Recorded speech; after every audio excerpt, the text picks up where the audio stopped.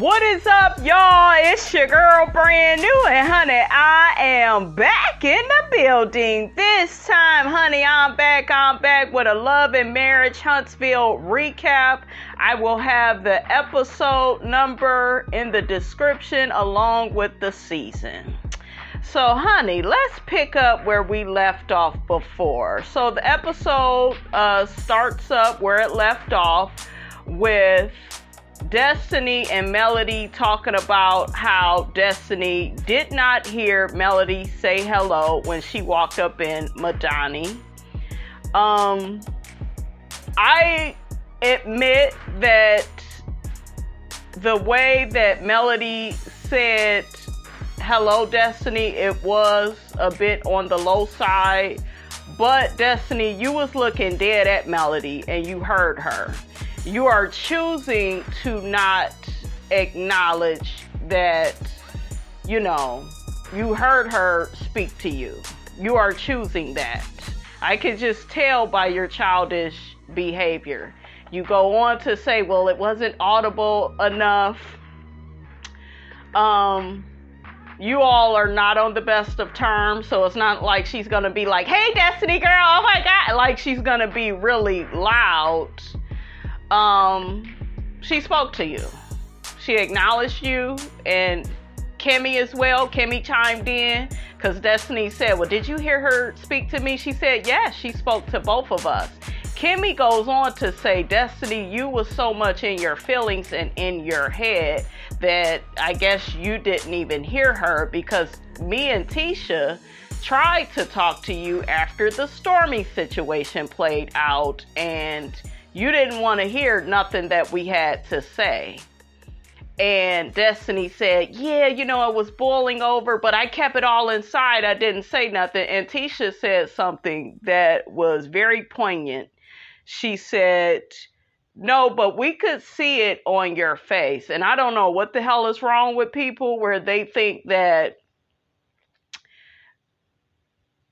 they are the masters of hiding how they feel. People can tell by your tone and your body language how you feel about something. So you ain't got to be screaming and yelling.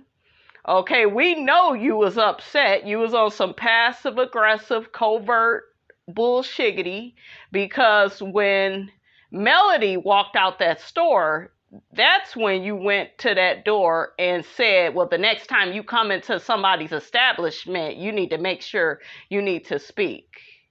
Okay? You could have said all of that while she was in there, but you're a coward. You keep trying to hide your feelings and your emotions, and the longer you do that,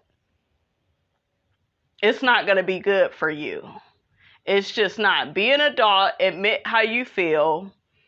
Stop thinking about what Melody is thinking or how she's feeling about you, and just be transparent and say how you feel. Be a woman. Okay, everybody claim they so damn grown until it's time for them to do grown things. Okay? Destiny's cousin Demi comes to her rescue, because that's why she is there, because this grown-ass woman needs a security guard to speak on her behalf, okay, and say how she feels. So Demi began saying, well, I guess you felt violated because both Stormy and Melody wasn't even invited. Who invited her ass to be on this damn show? Melody did, okay? Her and Martell, but I'm pretty sure it was more or less Melody. You was over there spilling your tea and telling Melody all your deep, dark secrets.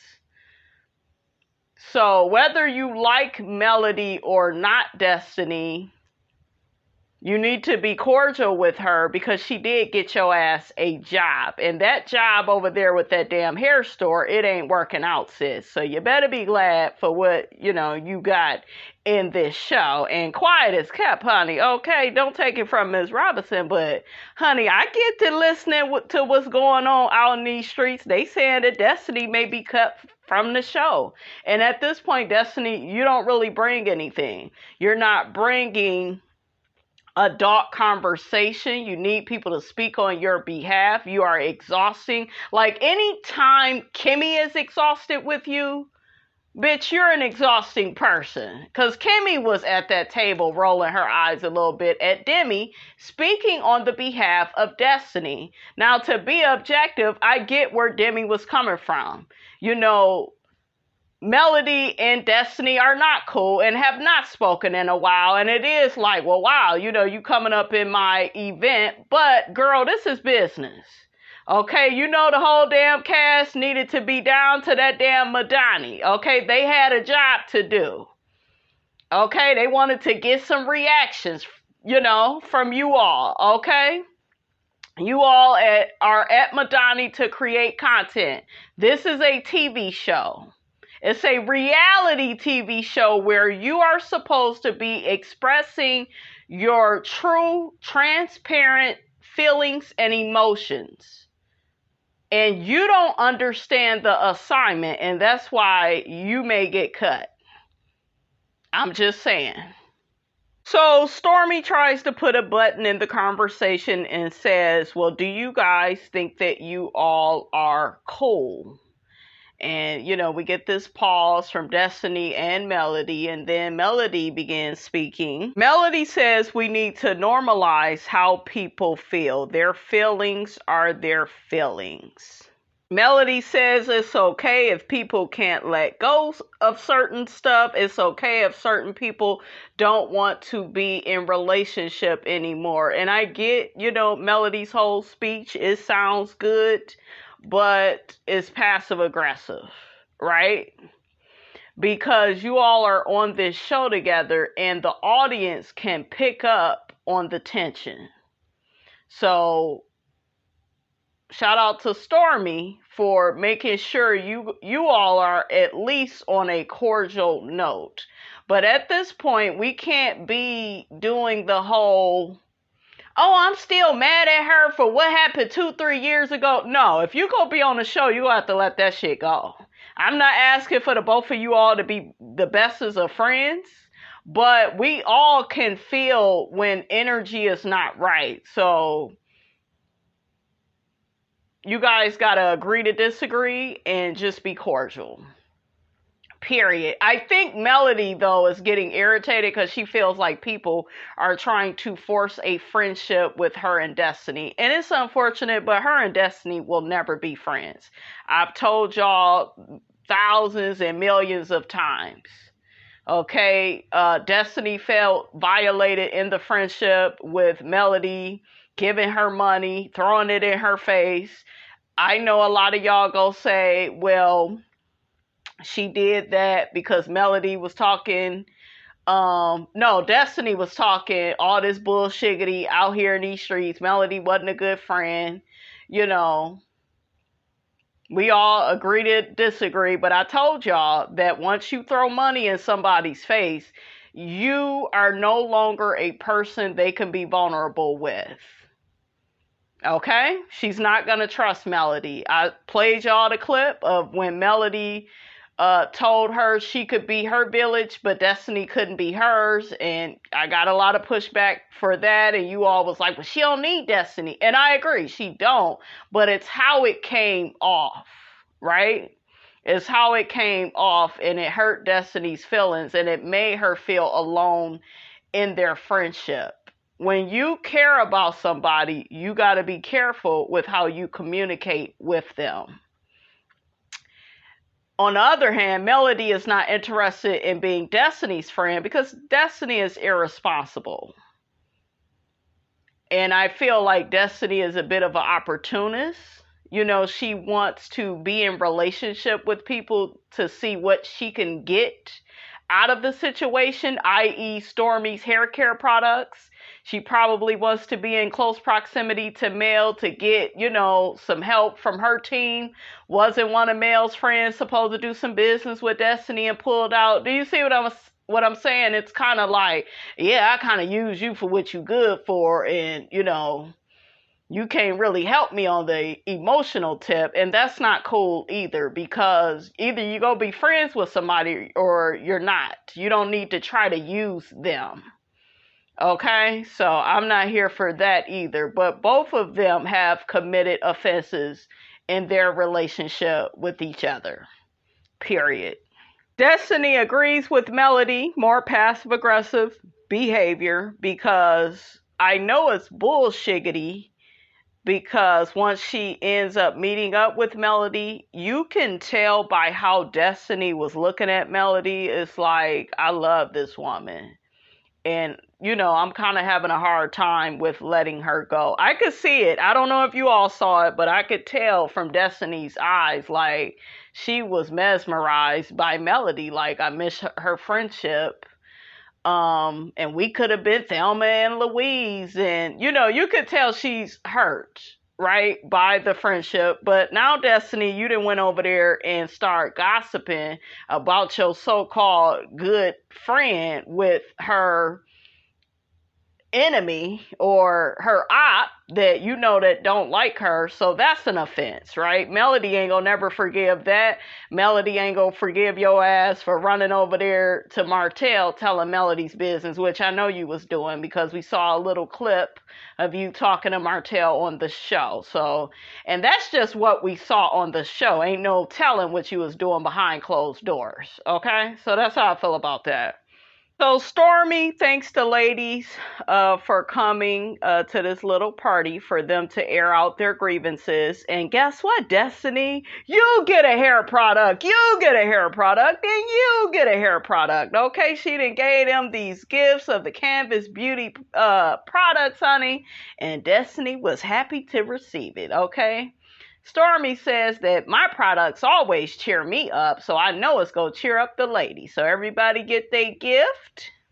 Stormy says she feels like the night was a success because Melody and Destiny didn't get into it. But, girl, you did what you could, okay? And I didn't like for Destiny to refer to Stormy as Stormy Iyanla. Girl, it's only one Iyanla, okay?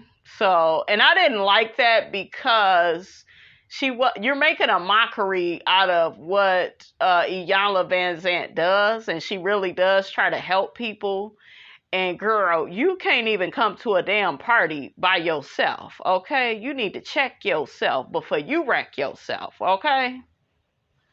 So Melody and Kimmy, they start walking out together. Melody begins asking Kimmy, well, how are you doing? I noticed you was a bit emotional tonight, and that's not like you. Is everything okay? Kimmy tells Melody she has a lot going on. You can tell that Kimmy was very emotional, kind of hiding her sensitivity towards the whole cancer situation. Melody probes and says, well, what do you have going on exactly? And Kimmy says, well, just a lot of stuff is going on and I'm not exactly ready to share. So, Kimmy tells Melody, I do appreciate you asking about me. I really appreciate it more than what you know. And when I am ready to, tell you about what's going on with me, I'll let you know. And Melody says, I appreciate that. They hug and, the ladies head on home.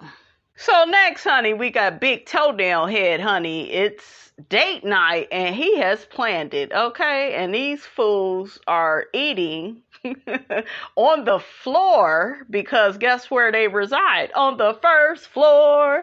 Yeah. I'd be trying to tell y'all, honey. Okay. But yeah, he done put together some grapes, some lunch meat, some cheese, put all that shit all together, okay? And of course, TISHA came in quite impressed. But then he get in his damn confessional and say, well, the kids is out the house, but, that's TISHA's department. Nigga, you are their father. She didn't make them kids by herself, okay? Damn, big toenail head, honey. Okay, ooh, child.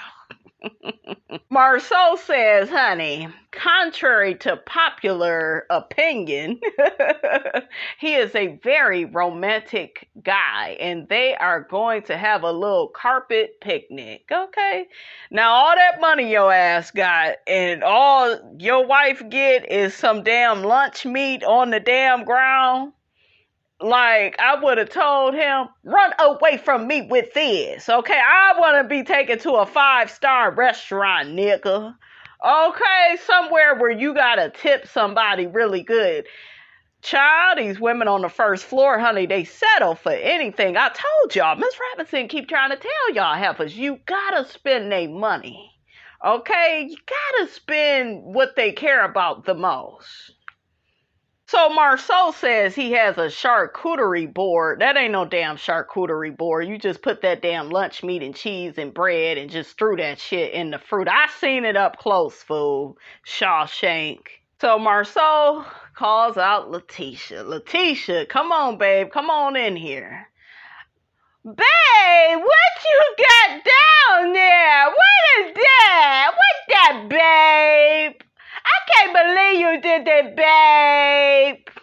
Look at you. You done did a lot. Nigga ain't did shit. Just put a whole bunch of shit down on the damn carpet. Girl, you should have been asking where my damn trip to Africa, nigga. And I hope tonight you go get up and say a few kind words about me. But, you know, Tisha is a first floor resident, honey. She don't know how to ask for them things, but that's what Miss Robinson would ask for. This is so cute! Oh my God! MARSAU says, I figure while the kids are away, we could get a little, and Tisha says, playtime! This is so nice, babe! Now, meanwhile, the cameraman zooms in on the damn meat, and it's all it's all together, bunched up with the grapes and child. I guess, honey, on the first floor, honey. I guess this the shit you bitches be getting excited about. Your damn panties all get all wet, honey. Okay, my shit would be like the Sahara, drier than a motherfucker.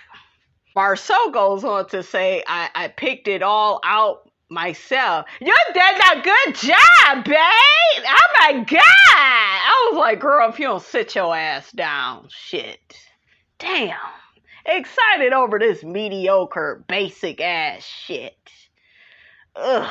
MARSAU, well, I wanted to do the picnic, you know, outside, but it's raining. And Tisha was like, it's hot. I was like, well, maybe y'all do owe some people some money, because I noticed you motherfucking Scots been acting frugal than a mug. Okay, first the hot ass, throwback ass 1990s party with the hot dogs and the cake.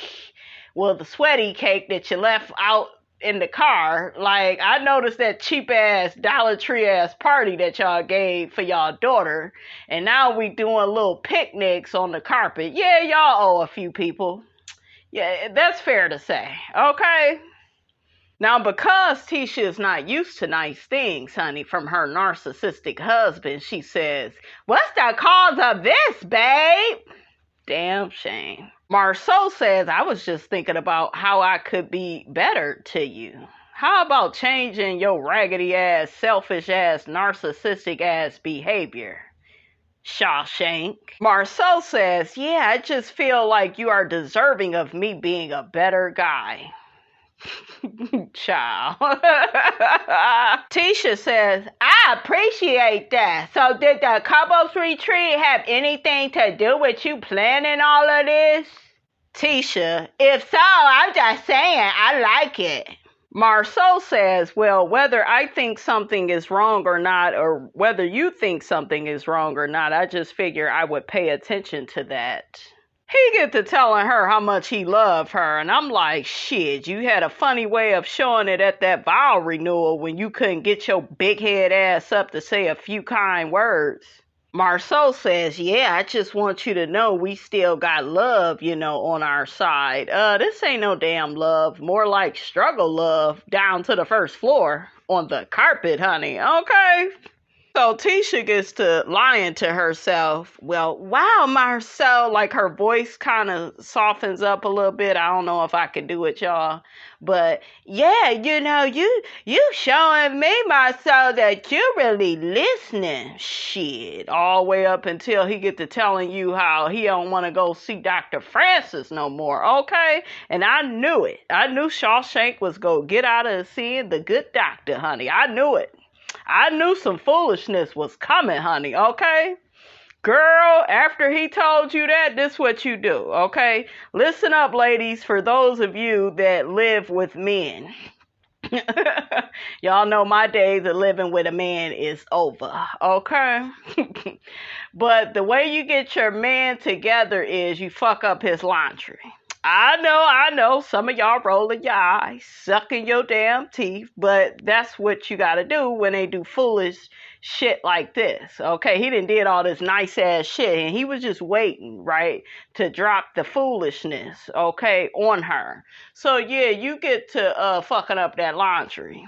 Say, babe, if you like Tisha, I just want to do something nice for you. So where is your laundry? Okay, put that shit in there with the whites. Put a little bleach up in there. And then he said, babe, you messed up my clothes. Oh my God. Look, you turn into Urkel. Did I do that? Okay, start fucking up his laundry. You can run up the credit cards. Of course, they got to be in his name.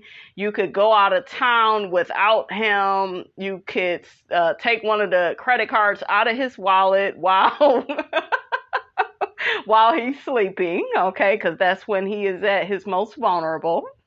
Okay, and meanwhile, honey, if you a evil bitch, honey, like Miss Robinson, honey, and he get out of line and get the raise in his goddamn voice like he about to hit you, oh yeah, you take that good lighter and put it up to his motherfucking ear while he's sleeping. Now, you don't burn him, right? But you put it up there close enough, and then he wake up and shit frantic like, man, babe, you trying to burn my damn ear off. And you be like, no, babe, I'm in the dark. I couldn't see. Okay, back to the back to the scheduled programming, honey. Now y'all know Miss Robinson is really crazy, honey. Okay, I had one man tell me, man, every time I mess up, you fuck up my laundry. So yeah, you ain't doing my laundry no more. I said, and I don't want to. Okay, and then every time I mess up, you burn the food. And guess who he asked to stop cooking? My ass. Okay, I know what I'm doing with these niggas. I have 7 brothers. I grew up with 2 of them. So, child, this ain't nothing to me, honey. My one brother, honey, I used to tear his ass up. So I'm trained, a trained professional at these games, honey. Yes. So Tisha gets to talking about how the couples retreat was beneficial for everybody, and MARSAU is like, well, was it beneficial for you? Evidently it was, so that's why he was getting ready to tell her how it wasn't beneficial to him. And then he gets to telling her how he feels like Dr. Francis is biased. And, he's always on the woman's side, and he feels like all men represent toxic masculinity. And I'm like, well, shit, if that's what you is, Shawshank, then what's wrong with it? Okay, shit. I knew they was going to try to get rid of Dr. Francis, honey. Child, don't do it, Tisha. You a damn fool. Tisha mentions how the couples retreat, it helped them to get to know Tiffany and Louis better. I'm like, how? You got to see that they don't take responsibility and accountability for their actions. MARSAU feels like Dr. Francis went too hard, especially on Big Louis, okay, more so than Tiffany, when really Dr. Francis got on both of them, and they needed to hear what he had to say. But MARSAU is fake as hell. He's so two-faced. face, you guys. I can't trust a person like him, because if you go back to the episodes, he was actually on Dr. Francis' team and was like, yeah, he's calling them out and they're fake and they're this, and they were trying to tell me and my wife what to do in our marriage, so it's like, child, you never know whose team Shawshank Honey is playing on. MARSAU says that it seemed like, Lewis couldn't do nothing right. Everything that Lewis said was wrong, wrong, wrong, and I don't want to be judged like that by somebody that's perfect. And that stupid ass TISHA. Well, that's true. Girl, you stupid. That's why I call her, you guys, Miss Codependent. She ain't got her own brain. She just acquiesces because she loves Dr. Francis. Girl, you need to put your damn foot down, okay? Put that damn lunch meat away. Put that Lunchable away. Put that fake ass grape that he got on that damn board away. And you come back to reality, okay? Back to reality, back to life, okay? Shit. Here go TISHA. If this is what it's gonna take, to get MARSAU to still go to therapy, then I guess we gotta find a new therapist. Damn fool, okay? It takes a fool to learn that MARSAU don't love nobody. It takes a fool. TISHA, you is a fool, okay? Damn. So next, TISHA gets to telling MARSAU that she's having a period party for one of their daughters. And I think it's a wonderful idea, to explain a young girl's menstrual cycle. So I was really proud of TISHA for planning this party. She wanted MARSAU and the guys to be there too, because, Martell, he has young daughters. But, she ends up deciding that she only, wants it to be for girls, just in case the young girls had any questions. And I like that. I was like, okay, that's cool. MARSAU is full of shit, because he gonna say, well, what do you think the dads should be doing while you guys are at that party? And she was like, y'all ain't gonna be there. And here go MARSAU. Well, that's sexist. Nigga, you didn't want to go, okay? You didn't even want to have this conversation. Shawshank, damn. So next, honey, we got Maurice and Kimmy. They are on their way to Kimmy's biopsy appointment. This was a very emotional episode for me, guys. I lost it when Kimmy told Letitia. I began crying. And after the episode, I sat there for like 30 minutes and was just crying. I felt really bad for Kimmy. I did, because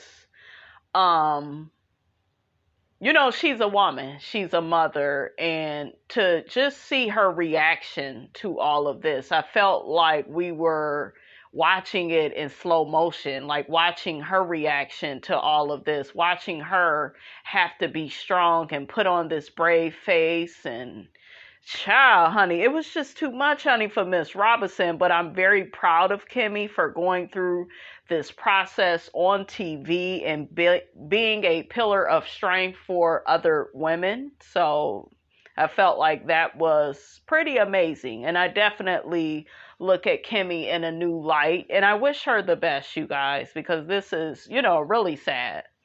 Maurice gets to asking Kimmy different questions about the biopsy. Do they have to cut you? And I guess Kimmy said, yes, they have to make a small incision.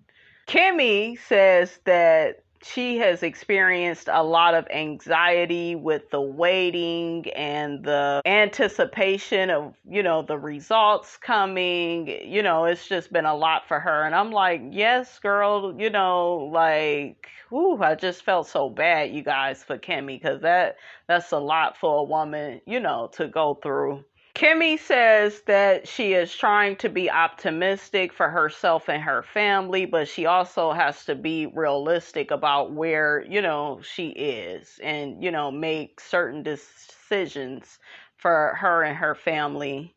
Kimmy says in her confessional that everything that happens to us for a reason. I was like, wow, she's really digging into her spiritual side. And I appreciate that because I always try to look at that when things, happen to me as well. So to see her processing it on a spiritual level, I was very much so impressed. So next we got Melody and we got Destiny, and Destiny is at a photo shoot with the Big Bird dress on.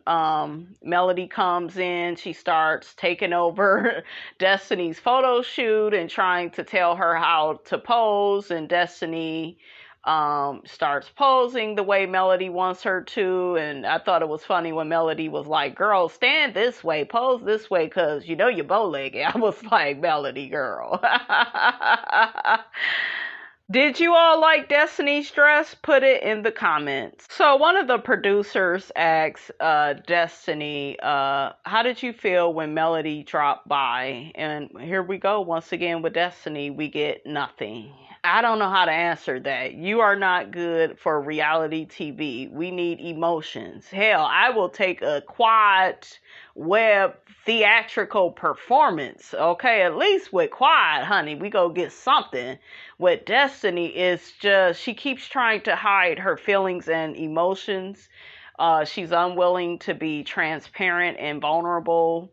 We also see Melody begins posing and Destiny is trying to tell her how to pose, and she says that Melody's butt has gotten bigger, and then they finally decide to sit down and talk. Destiny thanks Melody for, coming out to support her at this photo shoot. Melody said, I also supported your song on Tinge, and they showed like a clip of a video Melody made. Melody says she was going to post a video online, but everything happened down at Madani and it derailed those plans. Melody gets to letting Destiny know, well, I spoke to you, you didn't speak back, and Destiny was like, well, I didn't hear it, you heard her, okay? It just wasn't loud enough for you, okay? So, girl, Destiny wanted to be negative and keep going back down memory lane, okay? And Melody was like, girl, I'm not even here to do all of that with you, okay? Let's keep it positive and cordial. So Destiny asked Melody, so what was your thought process when you thought I didn't speak back to you? And Melody was like, well, I figured you didn't want to be bothered, and I just kept it moving. I was a bit perturbed with Destiny when she got in her confessional saying, well, she gets to going through the runaround of how Melody is acting, and Melody is not giving her the proper respect, and and she keep bringing TISHA into it. I said, girl, keep this between you and Melody. Whatever happened with TISHA, it's a different story, because TISHA is jealous of Melody, period. I know a lot of y'all don't want to hear that, but it's the truth. Okay, so the fact she keeps throwing that in, and she said that before, I was like, just focus on you. You don't need to bring Letitia up to make your point. But she just gets to saying that, she just wants Melody, to respect her and, how she feels, because she feels like the last time we seen each other, chairs were thrown. Shit, you was the one throwing the damn chairs and you shouldn't have been doing all of that. And why the hell OWN won't show that? I was looking for the clip and I couldn't find it. So y'all let me know about that in the comments. Destiny asks Melody, why do you feel like we are here now in this space? Melody says to Destiny, I'm at a place where I just don't really care to rehash what happened last year. Melody says, I have made peace with it. Melody says, honey, I am good over here. Destiny says, how do you make peace with trying to assassinate a friend's character? Say me, say my character, own your shit, girl. Damn. Melody, honey, starts saying, well, that's what you did. Melody says, you called me a manipulator. And Destiny says, well, I definitely didn't say that. No, you said that. You did. Melody says, you called me a liar. Destiny was like, no, you called me a liar. And Destiny said, well, did you not say that down to the cafe? And Melody said, I'm sure I did if I felt like you lied. Okay, and she talking about that whole reunion situation where Destiny said she hadn't heard from Melody when the truth of the matter is she did hear from Melody. It was through text, and texting is a form of communication. We see in the confessional, an old confessional of Destiny, where she is calling Melody a master manipulator. Destiny says, if I did call you a master manipulator, it had everything to do with a certain situation. Melody said you didn't even have a conversation with me about that situation, but you felt the need to call me a master manipulator. Destiny says she tried to reach out to Melody because everybody was texting and calling her, asking her, did they have some type of issue? So Destiny calls out Melody because she's like, well, I sent you a text. Did you respond? Melody said, no. Destiny says she's heard that she had to find out from other people that Melody had an issue with her. Destiny gets to telling Melody about her friend, Melody's friend, that was going to do business with Destiny. And the lady put a halt, I guess, to the business deal because she felt like Melody and Destiny needed to talk, in order for her to proceed with Destiny on business.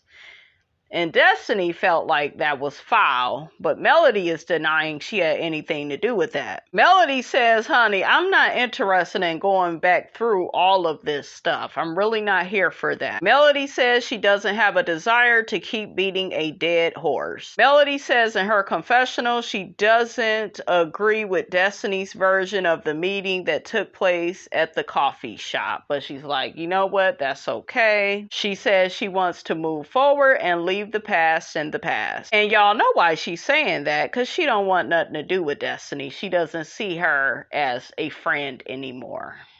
Melody gets to explain it to Destiny. Even if I saw you out at a restaurant, I would still speak. Melody said, I'm not going to be all turned up like, Destiny says, well, that would be childish. Melody says, well, it's not nothing to do with being childish. Just everybody's boundaries are different. And she's right, because when I don't fuck with people, you ain't getting shit. Okay? How you doing?